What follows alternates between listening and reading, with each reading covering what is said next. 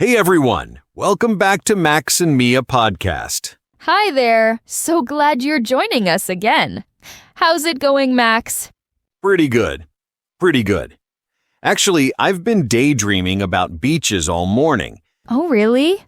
That's perfect timing then, because today we're diving into everything vacation-related. Exactly. Whether you call it a vacation, a holiday, or just time off, we're covering it all. From planning trips to those awkward moments at the airport, we've got stories to share.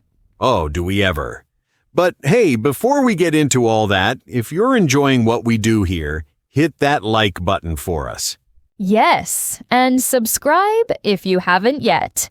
It really helps us out, and you'll catch every episode we put out. Right. Shall we get started then? Let's do it. So, Mia, when was the last time you actually planned a trip? Like, properly planned it? Oh, a few months back. I went to Portugal, actually. The planning part was, well, a bit stressful, not gonna lie. Yeah, that's the thing, right? Everyone loves thinking about their vacation, but then reality hits and you've got to sort everything out. Exactly. Once you've picked where you're going, the real work begins. You need to start booking things. Booking. That's your key word right there. It means making a reservation, securing your spot for something. Right. And this applies to pretty much everything. Your flight, your hotel, even restaurant tables sometimes. Speaking of flights, that's probably the first thing most people book. A flight is just your plane trip from one place to another. And these days, you've got direct flights which go straight to your destination or connecting flights with layovers in between. A layover is when you stop at another airport before reaching your final destination. Sometimes they're quick, like an hour. Other times you're stuck for half a day. The worst. Anyway, after booking your flight, you'll need accommodation. That's where you're staying. Could be a hotel, a hostel, an apartment. Yeah, and when you're looking at hotels, you'll see words like check-in and check-out. Check-in is when you arrive and get your room, usually in the afternoon. And checkout is when you leave, typically in the morning. Most hotels want you out by 10 or 11 a.m. Now, here's something interesting. We've been saying vacation this whole time, but our British friends would probably say holiday instead.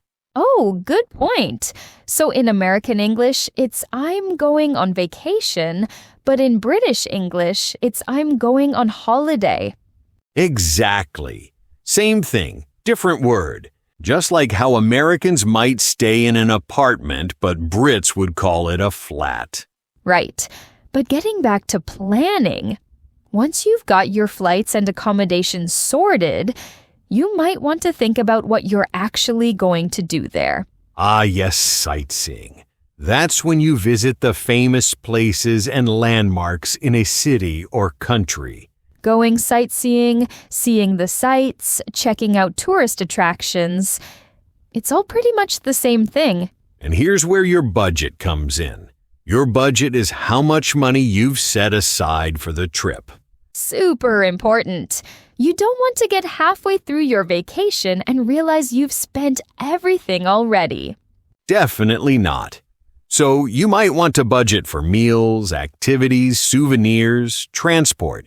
And if you're renting a car, that's another booking you'll need to make ahead of time. True. Oh, and don't forget about travel insurance. It might seem like an extra cost, but it can save you if something goes wrong.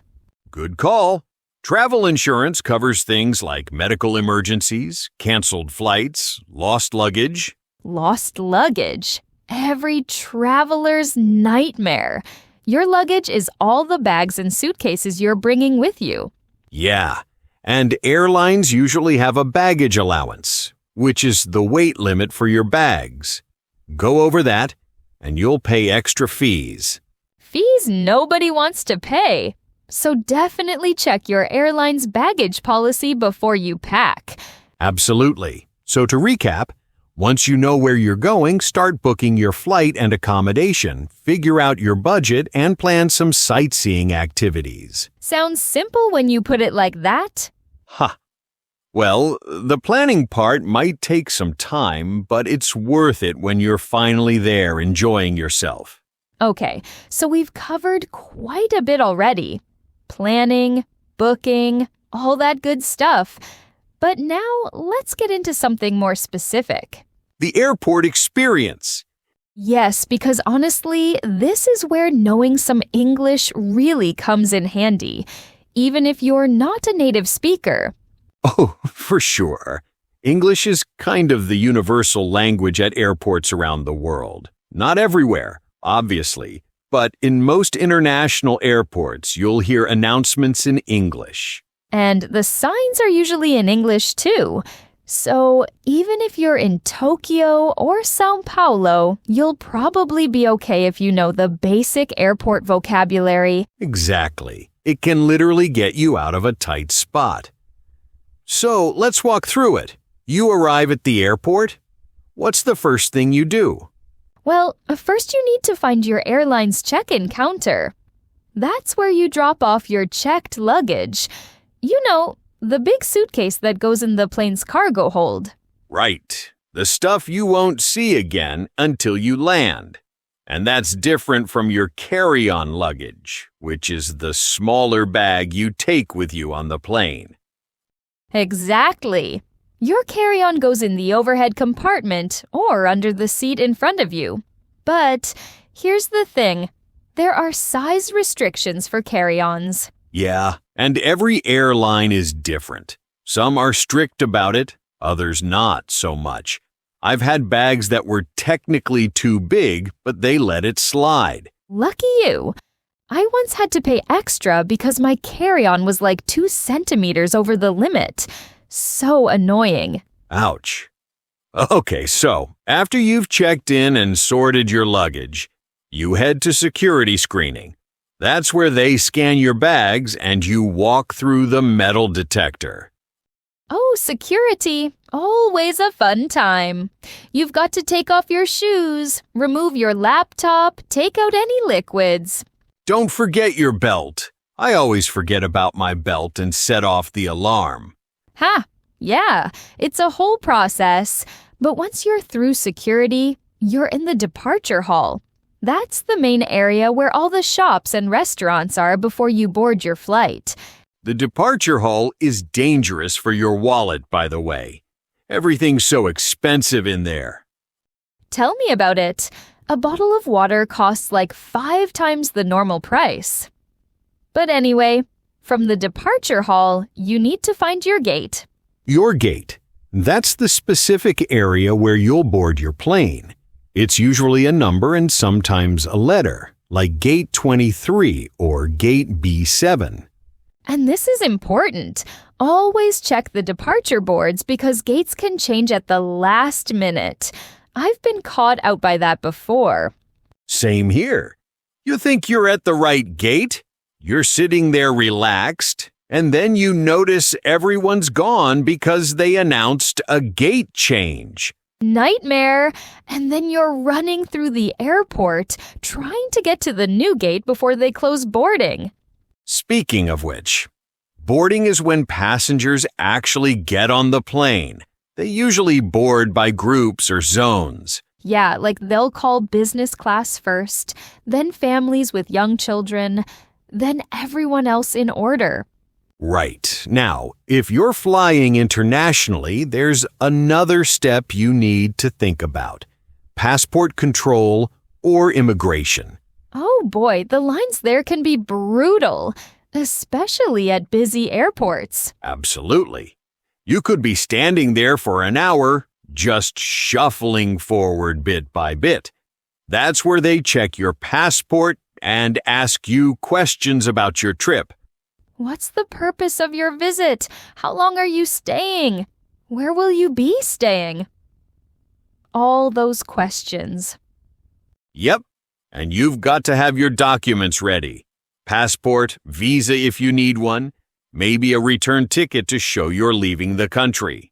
And then, after immigration, if you're entering a country, you might have to go through customs. That's where they check if you're bringing anything illegal or restricted into the country. Like certain foods, plants, large amounts of cash, they'll ask, do you have anything to declare? And the red and green channels.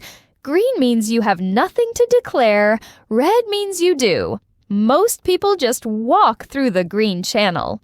Unless you've been shopping like crazy and you're bringing back loads of stuff.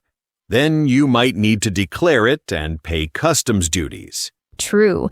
But honestly, if you're just a regular tourist with your normal luggage, customs is usually pretty quick. Yeah, they wave most people through. Oh, but here's something that always stresses me out. When you're leaving a country and you have a connecting flight. Oh, connections. That's when you land at one airport, but you need to catch another flight to reach your final destination. Exactly. And if your connection is tight, like you only have an hour between flights, it can get really tense. Especially if your first flight is delayed. Then you're sprinting through the terminal trying to make your connection. Been there, done that. And in some airports, you have to collect your luggage and check it in again for the next flight, which takes even more time. Ugh, that's the worst. Although some airlines do transfer your bags automatically if it's all on one booking. Yeah, that's definitely easier. You just go straight to your next gate without worrying about your bags. Okay, so to sum up the airport journey, you check in, drop off your checked luggage, go through security, find your gate in the departure hall, board your plane, and deal with passport control and customs at your destination. And if you know those key words in English, you'll be fine at pretty much any airport in the world. It really does make traveling so much smoother when you're not confused by the signs and announcements. Absolutely. So, you know what? I think it's time we hear all of this in action. Good idea. We've got an audio clip here of someone actually going through the check-in process at the airport. Yeah, this is a real conversation. Well, as real as we can make it.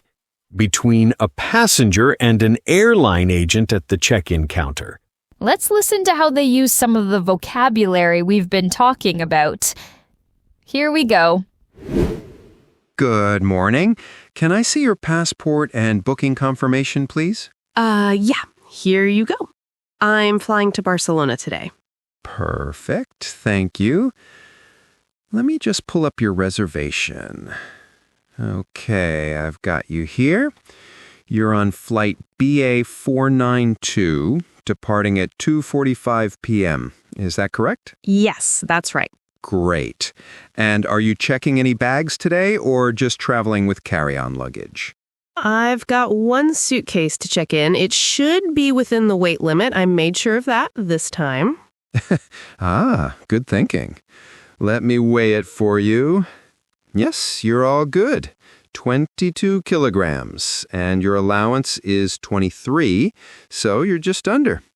I'll tag this and send it straight through to Barcelona. You'll collect it at baggage claim when you land. Excellent, thank you.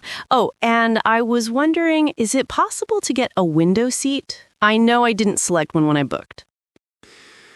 Let me check what's available. You're in luck. I can move you to 18A. That's a window seat on the right side of the aircraft. That's perfect. Thank you so much. No problem at all. Now, do you have any carry-on luggage with you? Just this backpack. It fits the size requirements. I checked online. That looks fine to me. Just remember, liquids need to be in containers of 100 milliliters or less, and they should all fit in one clear plastic bag. Yes, I've got everything sorted.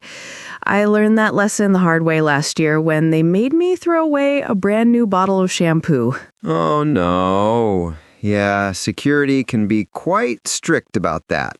Better safe than sorry. All right, so you're all checked in. Here's your boarding pass. You're boarding at gate 31, and boarding begins at 2:15 p.m. Gate 31. Got it. That's in Terminal 2, right? Actually, all gates in the 30s are in Terminal 1, but you'll need to go through security first. Just follow the signs for departures, and you'll see the security checkpoint. Okay, perfect. How long do you think security will take? I've got about 2 hours before my flight. 2 hours should be plenty of time. Security's moving pretty quickly today, maybe 30 to 40 minutes at most, but I'd recommend heading there soon just to be safe. Sometimes it can get busier closer to the afternoon. Good to know. I'll head there now. Oh, one more thing. My friend is picking me up in Barcelona. Will she be able to meet me right at arrivals, or is there a specific area?